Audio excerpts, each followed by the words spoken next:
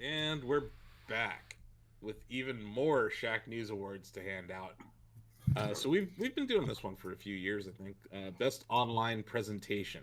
So these Nintendo Directs or Sony State of Play or Inside Xbox, or I think Epic Game Store had a showcase this year. Jeff had the Jeff thing that he did. Or Summer Game. Or, and I'll kick things off with my vote, the Wholesome Direct. Yeah, the Wholesome Direct. That's my vote. Just nothing but goodness and warm fuzzies for 15, 20 minutes, whatever it was. The games actually looked fun. It was just a nice, wholesome presentation, and I enjoyed it. I genuinely was Googling the name of that because I was thinking of the exact same presentation, but just couldn't remember what it was called. Right. But yeah, like that was the first thing that popped into my head was the Wholesome Direct. Mm-hmm. That was cuteness overload. That was crazy. Yeah. Just positive after that one. Just positive vibes. And I'm normally pretty jaded because I just kind of hate E3 and these video game presentations in general, because most of them are just smoke and mirrors bullshit. But that one was just all positive vibes, and I enjoyed watching it, and the games looked really cool. Okay. They also showed off a lot of gameplay during that. They did. Yeah, is this the last Super Smash Brothers Ultimate one count? It's not a direct. I want to call it a direct, but it's called Mr. Sakurai Presents. That's definitely, I'm gonna nominate that one. That was a crazy son of a bitch you did it moment for me this year. Yeah. And really just kind of a celebration of the game itself, because he knew this was the end, and it might be the end for him on this entire franchise. So he wanted to make this like as memorable a goodbye as he could, and I think he did that. Yeah, Mr. Sakurai Presents is a good nomination, Greg. I'm with you on that one, Greg, because as somebody, and I get David where he's like, a lot of those presentations are like BS, they really are, but as somebody who like loves like the E3 atmosphere and like really misses being at the events for those announcements, like the Sora reveal is like, I think the single most exciting like announcement that we might have gotten in the like pandemic era of video game like reveals. Like that was the closest I felt to being like in like the hotel room watching like Nintendo's E3 conference. It was like such a victory lap for that game. I literally don't think there's a single character in video game history that they could have announced there that would have gotten the same reaction as Sora. It was the perfect cherry on top moment from somebody who doesn't even care all that much about Kingdom Hearts. Like I liked a couple of the games, but certainly not my franchise. That's without a doubt like a standout moment from this year for me. So Sub-Zero or Scorpion, I think would be huge. Those would have been dope. Those would have been dope too. The only opportunity we would have had Mortal Kombat versus Street Fighter in some official capacity. I had asked Ed Boon about it, and he was in. Yeah, it's Japan, Nintendo. Yeah. Japan does not like Mortal Kombat. They do not. That is true, and that's why that didn't happen. But I agree, man. If you could have had like Tekken, Street Fighter, King of Fighters, and Mortal Kombat like all represented in the same game, that would be undefeatable. But I even think like if you go back and you just look at that Smash roster, it's a testament to Sakurai's work ethic and his ability to develop relationships with companies outside of Nintendo. Like he's a very well-liked individual, and it shows that he was able to get all of these deals done. And I've said before that, like, we're never going to see anything like that again. Like, there's no way they're going to be able to renew every single one of those licenses. And whoever takes over is not going to be the same kind of, like, affable personality as Sakurai is. So I honestly... we're never going to see anything like this. I disagree with that. And I know it's kind of ironic that I voted for really positive vibes, and I don't want to rain on anybody's parade, but, like, nothing against Sakurai, because his reputation is well-deserved. But come on. Smash Brothers is the most profitable platform fighter out there. There are companies lining up to have their characters. If they want to do it again, they will. And it was, to me, it's like, I have no affinity for Smash Brothers or Kingdom Hearts, but I can look at what they did and it's an achievement. But if you don't think they had other companies knocking down their door to be in there, Yeah, you're crazy. You're crazy. Blizzard was begging to have Tracer in that game. Yeah, and this will happen again. If they want to do another Smash, there'll be more companies just throwing money at them. That's all it takes. To Ozzy's point, it's one thing, David, to be part of Fighter Pass and have rev share in Fighter Pass. It's another thing to be relegated down to the roster, like Pac-Man, for instance. Pac-Man was a Wii U character, right? Yeah. Like, I think that if you look at how the roster has grown over time, if you're a DLC character in the previous game, you are not DLC in the next game. So the revenue share drops. And I think that Disney is not going to be super keen on less money for the next Smash iteration. It's possible you're right. I do wonder where we go from here. And I think that it's entirely possible that we just get a deluxe version. And yeah. And maybe that, but no matter what happens with the Smash series going forward, all of those licensing deals are going to go back to the table to renegotiate. And that's where Sakurai not being involved is going to affect it. Like, I don't think you get Solid Snake in this game if Sakurai's not there. But he was in Brawl. He was in Brawl. There's a precedent for that happening twice, right? Like Snake came back. And the unit sales of Smash Brothers will mean that they'll be able to get anyone they want, no matter who's directing it. Yeah, maybe. I don't know. I guess, like, if you view this like it's just another Mario Kart kind of game, and they're just going to crank out more, possibly. But I don't think it takes away from the presentation.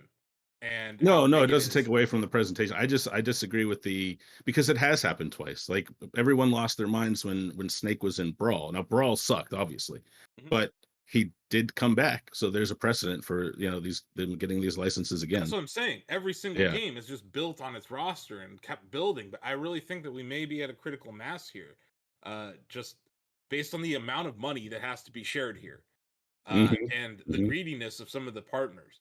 I doubt that Disney just wants to make money, man. Like, the map for Sora, it has that symbol in the back that's supposed to have Goofy and Donald, and it doesn't.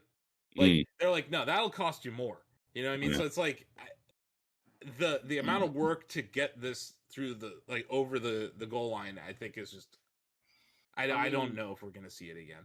And yeah, I out of everything that happened this year through these digital announcements, I agree with Greg. That was the oh my god moment of the year. And yeah, it was also his presentations are awesome. Yes. Like, he has such reverence for every game that he talks about. He's sitting there with 2 pro controllers playing himself. Like, we're not going to see this again. Like, and that's I think we should honor that.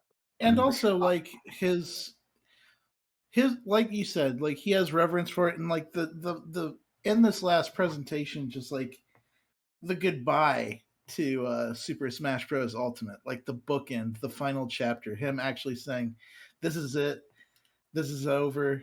And he says to himself, "Please let me say goodbye. Thank you for everything." And it's just like, it actually like gets me a little misty-eyed, just like watching him say that. It's like so much game over the course of so many years coming to this final chapter. And we can argue all day about like who it should have been, but I nobody can deny that was a hell of a final chapter. Yeah. To that same note, TJ, I love the anecdote he told about when they ran the poll for Smash for Wii U and 3DS about like who people would love to see, and Sora was number 1, and that him and I believe it said it was him and Iwata chose like not to reveal that Sora won the poll. Because they knew that people would like lose their shit if they weren't able to do it, blah blah blah. And all these years later to kind of be able to fulfill on that wish. The development of Smash Ultimate was a promise that Sakurai made to Iwata before he died. He's like, I will finish this. Like, this is Iwata's game, right? Like, he built this thing. And this is like, Sora is just his one more thing. He's been dead for years, but like, you see that and you're like, yeah, that's that Nintendo magic still. They still got it. Those reveal trailers for the Fighter Pass have been unbelievable. Not everyone is awesome, I thought Kazuha was great. Like there's some really good ones. Sephiroth is outstanding. The one he did for Minecraft last year, it's just amazing. Yeah, like the production value in the Mr. Sakurai Presents directs or whatever you want to call them have been just amazing. And yeah, it would be fitting to honor his last one with this award. Yeah, and just kind of what you're talking about to the uniqueness of this. Didn't this just happen because of a coincidental elevator ride? Was that? Yeah, I remember there being a story about somebody meeting somebody in an elevator, but I forget the actual details to it. But yeah, there was something there about that. Mm-hmm. Yeah, I just appreciate that Disney's now on a course where, and this is a credit to John Drake and everybody on that team, that they're now realizing that Disney can make money off these things through licensing deals. And we saw it with Sea of Thieves last year, and now we're seeing it with Smash. And I'm excited to see what they can do next, because this was a hell of a get for Smash, and this was a hell of a deal for Disney. So I'm excited to see what's next. Dude, the next Smash could have like Marvel superheroes and like X-Men and stuff like that if like Disney is like ready to do that. Star Wars characters, like imagine like the Mandalorian. You don't think it would happen? No. Original video game characters only. Yeah, that's what I don't. Again, I have no affinity for Smash, but I like that it's a mashup of video game characters, and that those characters feel almost copy and pasted from their game. Like that's the reverence and attention to detail everyone's talking about, right? Like it would be cool to see the X-Men, but I don't know, a bunch of comic book characters. I think we're more likely to get Master Chief. They got Sora right too. That's the best part of this. Like his playstyle is just amazing. Captures the best elements of Kingdom Hearts, and I really enjoyed them. Mm-hmm. Yeah. I almost feel like there's a long reading here, David. How Nintendo got Sora to Smash. 36 chapters. I look forward to reading that. But yeah. So, any other nominations for presentations that stuck out? Normally we nominate Devolver for this, so I'm surprised no one's mentioned it this year. I feel like Devolver, as fun as they were, I feel like there was a sameness element to it. I really do want to give credit to Jeff Keighley for everything that he's managed to do over the years. And this is his second E3 presentation since the pandemic started. And he's started to really nail down the production element of this. Mm-hmm. And also, his presentations are better than like the publisher ones. Like, there was a real like excitement to Jeff Keighley's whole thing, whether it was like the Elden Ring release date or him revealing the Death Stranding director's cut. Yeah. So wait, you're talking about Summer Games Fest right now, right? Yes. Okay. I just wanted to make sure because Jeff has opening night live at Gamescom. He has Summer Game Fest, and then he has the Game Awards. I think there was a much grander scale to. I think that's a good shout out. And by the way, Jeff did just announce that Summer Game Fest is coming back next year, and that he is probably going to sweep the leg of E3. And he should. Good. If he can kill E3, then he can win this. To be honest, I 100% agree with Ozzy. Like for me and a lot of people, I know Sam would probably agree with this. Like it was all downhill after the Elden Ring announcement, which Jeff Keighley got. That was one of the biggest announcements in the industry. Jeff Keighley got it. E3 did not, and that speaks volumes. I was going to bring that up. That was. Even as a shout out, I do think that's significant because I remember we all talked about that as being a very big deal. We were like, if Jeff got that, what's E3 doing? Nothing. And the answer was, I don't remember. No, E3 was charging you $100,000 to be listed on their website. That's about it. If Jeff can keep pushing E3 towards irrelevancy, then he can have this award every single year. Chris was going to speak up and Chris said he was going to nominate Devolver. Oh, he was? Oh, okay. Yeah, you can go ahead, Chris, if you want to speak to that. Yeah, I'll go again with Devolver this year. Everybody speaks about how the other shows are well produced and done and all that, but they're always a far cry from what Devolver gets us. This year we got monetization as a live service. And we got to see Nina Struthers get all lubed up and have her clothes torn off while she housed a shitload of chili dogs. Nobody knew what to expect. Everything was exciting, fun. We had no ideas, even what kind of games we would see. And I compare that to something like you guys keep talking about the Smash Brothers. And this thing, again, this is like this year we get like the 27th straight commercial over 3 years for the next Smash Fighter, and you guys get emotional like it's the first time you've seen the Beatles every time. And maybe it's just because I don't play as much Smash Brothers, but after a certain amount of time, maybe you just have a heart that's devoid of joy, and you're unable to appreciate Disney joy. And I understand getting excited, but like literally, this happens multiple times a year, every year, over and over. How often has a Disney character been added to Smash, Chris? I'm just curious. It doesn't matter to me much. One time. I think that's where, like, I agree with Chris on a lot of this. It's bigger than adding a Tekken character to Smash. But having somebody sit on a couch and explain the next update, it to me is not count as a well-produced show versus something like we got from Devolver, where he wasn't even on a couch. Did you watch this thing? You know what I mean. He was in his office. All right, did you even watch it? To Chris's point, like I can see. I feel similarly, except that I can see the big deal that this was, his goodbye and everything. Which is kind of what's kind of changed my mind about it. But every other Smash Direct that we've had since launch, it's the last one. If the Sora presentation hadn't happened this year, that last Smash episode, it was like the other 10 seasons. Well, it wasn't. It was the last. It was the last one. That's what I'm saying. I can see how it's like this celebration. I get that objectively, even though I have no affinity for the two franchises. I get it, but I understand exactly what you're saying, David. Like I definitely appreciate the importance of the final presentation of Mr. Sakurai Presents. But I do get Chris's point when we're talking. If you strip down the fan part and look at the presentation aspect, like I remember elements of Devolver's presentation this year, and I think it is still notable. Devolver's presentation, honestly, has gotten worse for the last 3 years. It's like they're pigeonholing themselves. But they're still markedly better than 90% of the presentations out there, even at their worst. They're better than anything Xbox did this year, better than anything Sony did this year, way more engaging. I think it speaks more to the general crumminess of E3 than anything else. I can't even name 3 games from that Direct. It did a terrible job of telling me this is not a good year for Devolver games. I will say that's what I'm saying. Like, if you're talking about information that's being conveyed from these presentations, Devolver's was shit this year. It was not good. I did not like it. It was a bunch of nonsense.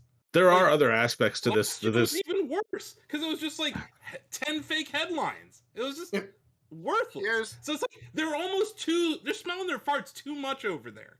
It's enough. Just tell me what games are coming out.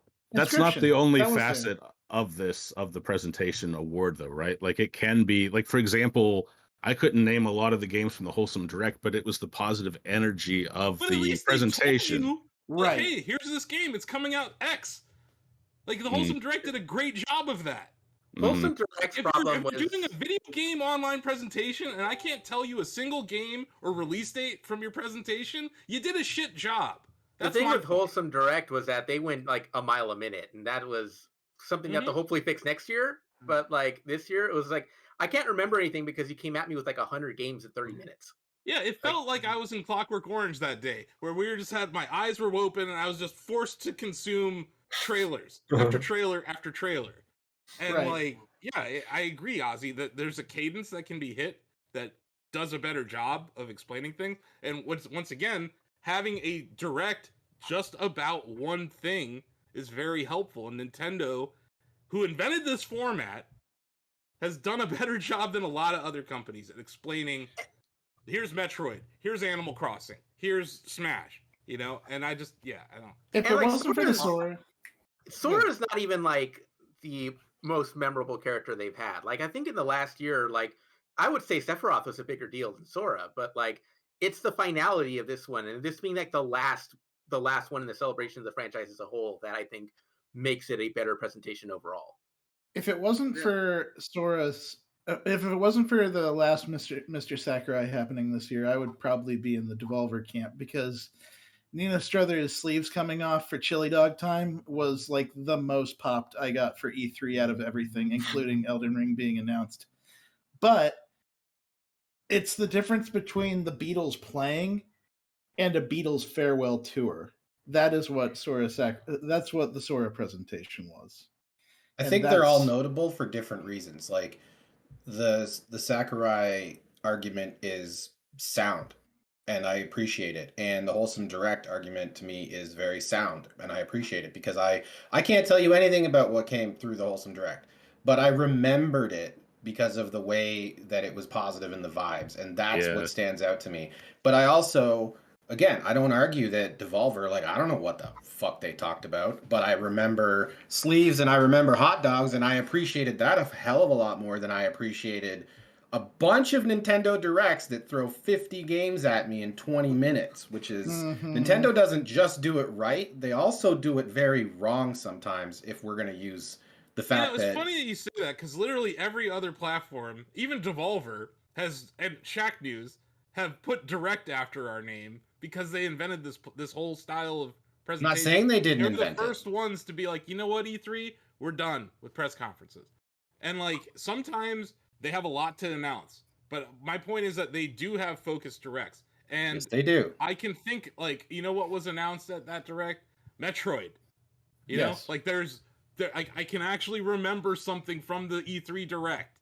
Or the spring one that they had, where they announced Tony Hawk's Pro Skater 1+2 and like a throwaway announcement or whatever. But like, that's because you were super hyped for those games going into that Direct. Like most Nintendo Metroid was a surprise. For Metroid when I didn't know it existed. Yeah, but everybody was expecting a Metroid announcement, not that specific game. I give you that.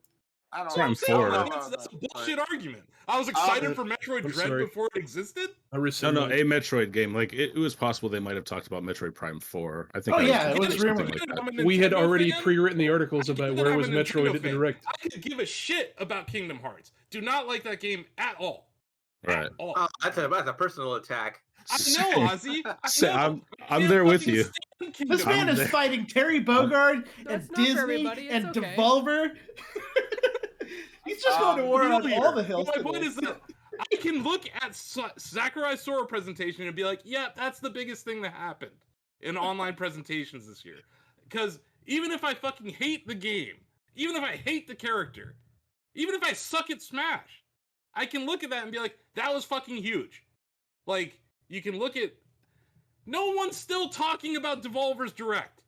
No one. There are still people talking about Sora.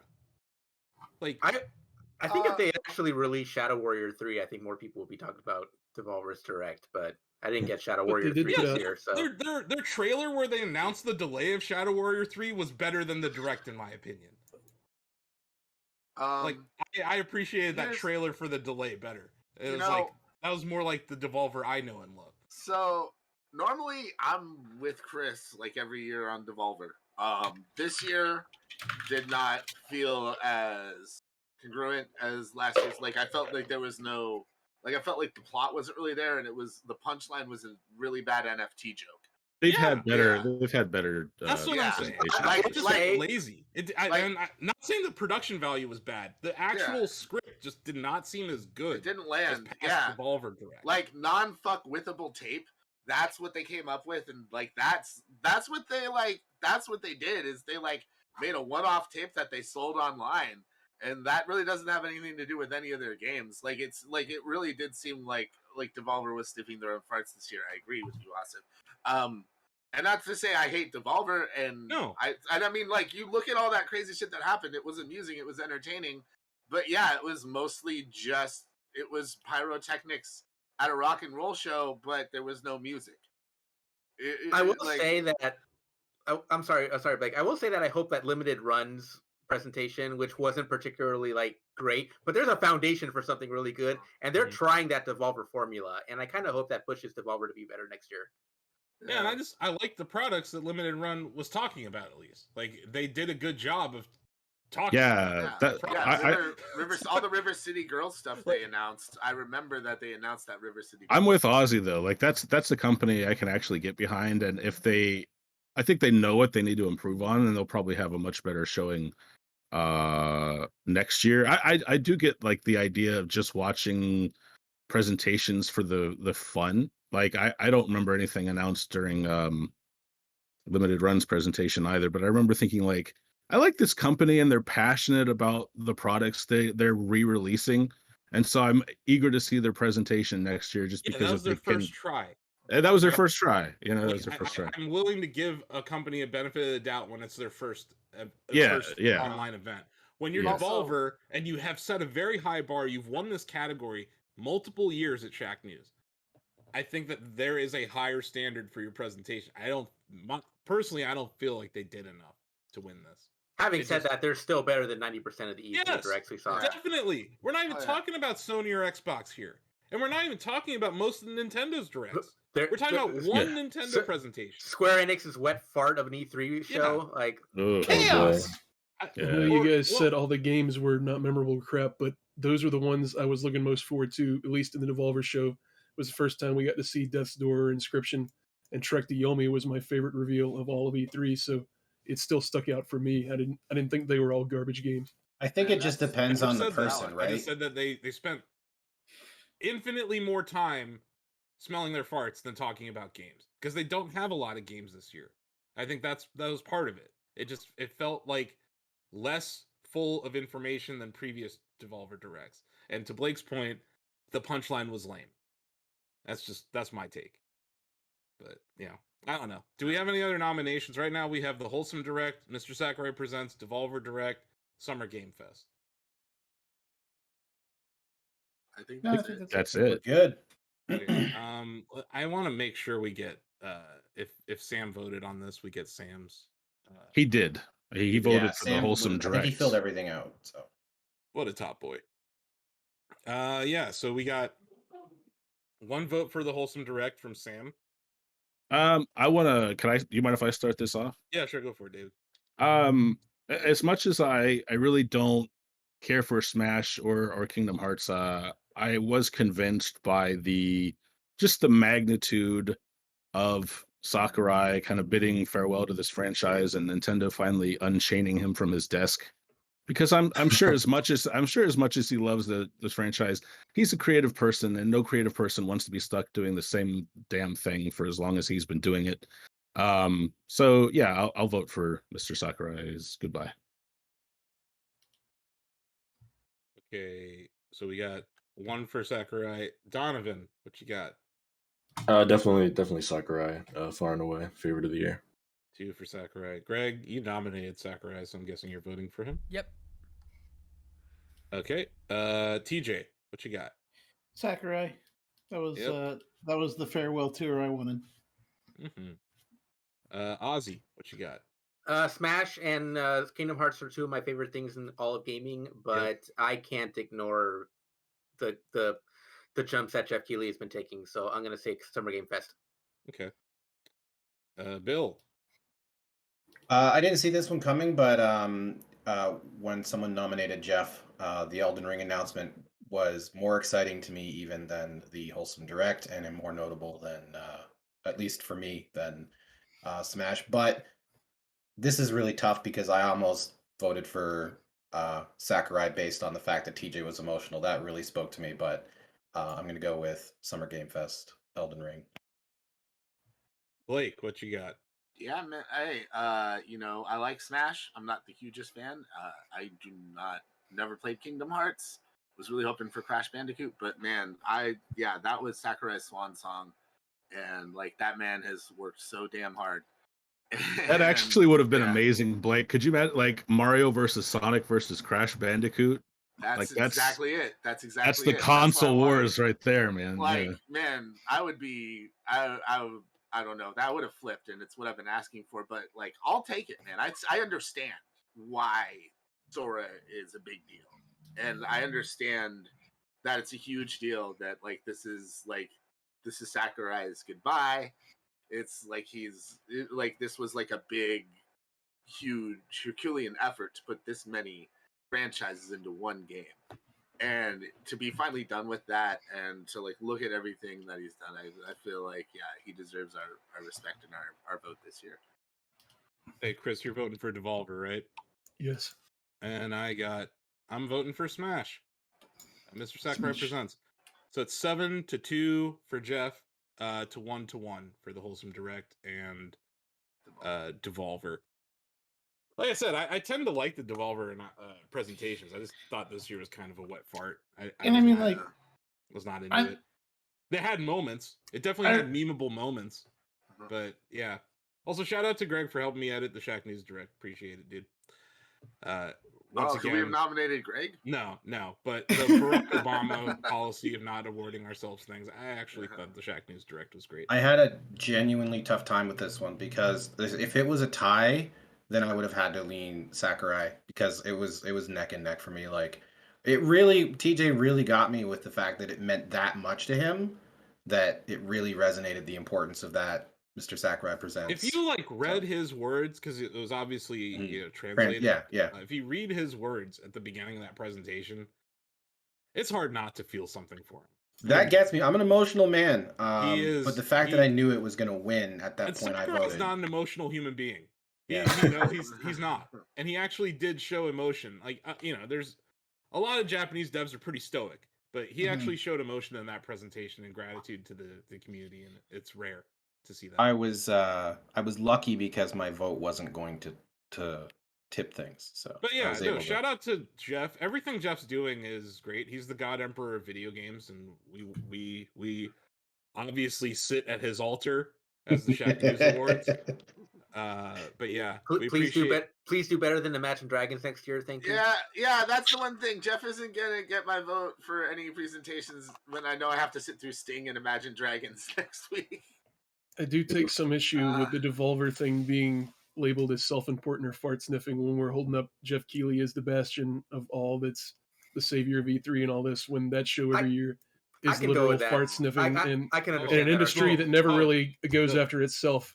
I appreciated the games as a service, so I feel like it's weird that the Devolver is these self-important assholes when we're holding up Jeff on a throne. That's a good point. On the same page with you there, Chris. I definitely am on the same page with you there.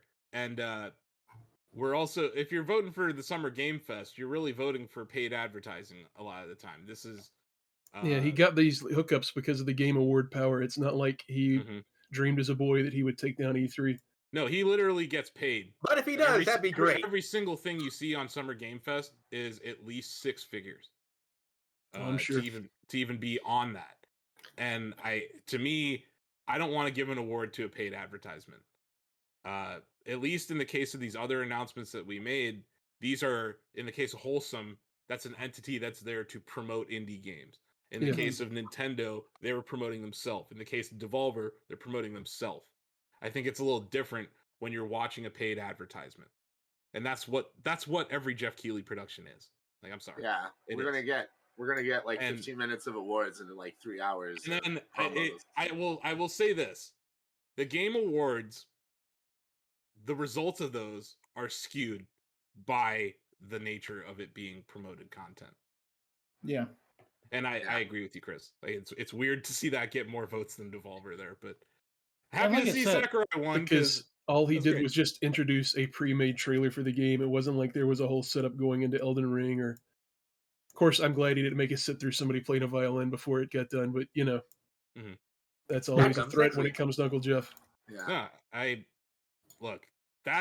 think you made some very solid points there about the nature of. I think the farts are coming from all the sides of the house. Yeah, I think there was less farts in that direct. You need to crack open a window. The only difference is that Sora's farts made me weepy. Yeah. They were emotional farts. They were farts of emotion, not indigestion. Yeah. It may even open a door.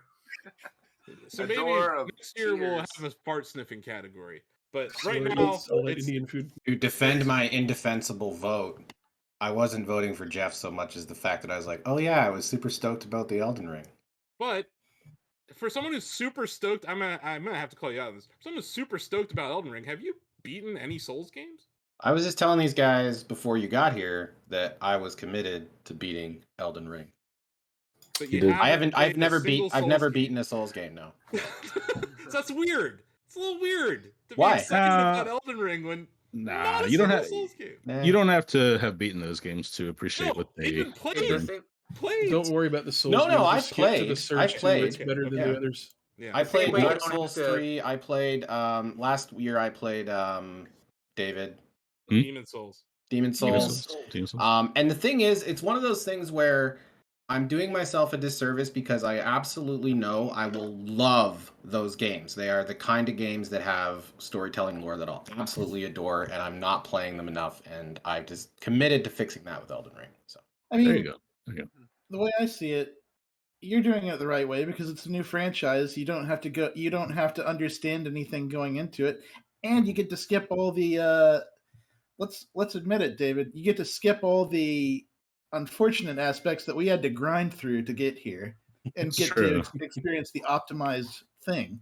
It's true. I mean, we had the optimized thing with Dark Souls 2, and it's been downhill from there. But I see where you're coming from. I see where you're coming from. Man, that's like the gavel. I'm tired of listening to this nonsense. Best online presentation goes to Mr. Sakurai Presents Sora in Smash. Gavel. Smash that gavel. It's decided. What am I going to do with the award? Nothing. I don't know what I'm going to do. That's the least of my concerns right now.